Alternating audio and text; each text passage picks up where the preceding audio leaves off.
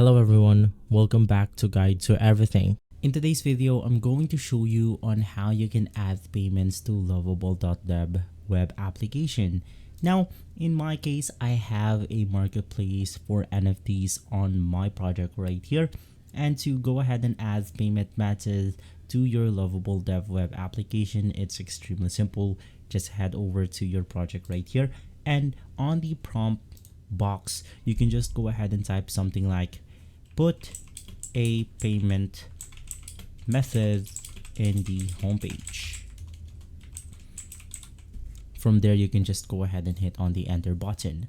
Of course, if you want to go ahead and maximize this feature even better, you want to be as detailed as much as possible. Now with this one, it will then ask us additional questions, for example, the payment type decision, the Stripe setup requirements, and more. Now I just want to go ahead and put something like add a PayPal payment method. So from there, it will then go ahead and try to apply that. Now if the specific payment method has or have some additional requirements, it will then go ahead and tell you to do so. Basically, it will add a payment functionality to the NFT marketplace.